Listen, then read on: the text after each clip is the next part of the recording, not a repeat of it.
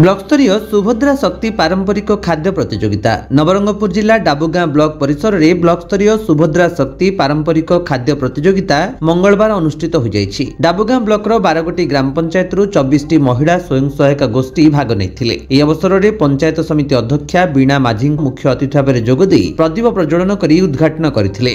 स्वयं सहायक गोष्ठीर सभ्य माने भाग नहीं निज निजर दल प्रस्तुत कर विभिन्न खाद्य प्रदर्शन कराइथिले। विचारक मंडली को खाद्य चाखिबा 24 दल मध्य प्रति दलर 3 जन लेखाएं उक्त खाद्य प्रतियोगिता अंशग्रहण करथिबा बेले प्रथम दल भाव डंगरीगुड़ा पंचायत हाटपदा साहिर मुतुआलु स्वयं सहायक गोष्ठी, द्वितीय दल भाव डाबुगां पंचायत नुआगुड़ा साहिर मां वैष्णवी स्वयं सहायक गोष्ठी विवेचित होई यथाक्रमे 5000 और 4000 टंका पुरस्कृत होइथिले। एथि सहित समस्त प्रशंसा पत्र अतिथि मानक द्वारा प्रदान करा जायथिला। ए कार्यक्रम रे स्वयं सहायक गोष्ठीर सभ्य माने सीआरपी एमबीके बैंक मित्र प्रमुख उपस्थित रहिथिले। ए कार्यक्रम को पंचायत संप्रसारण अधिकारी पद्मनाभ भाल्ला, ब्लॉक सामाजिक सुरक्षा अधिकारी जतिन पाणिग्राही, ब्लॉक मंगल संप्रसारण अधिकारी आदित्य रथ, बीपीएम दीप्ति किशोर नायक प्रमुख उपस्थित थिले। पंचायत निर्वाही अधिकारी एडी प्रसाद मंच परिचालना करथिले। नवरंगपुर गगन गंतायत रिपोर्ट, विश्व विजयी न्यूज ओडिशा।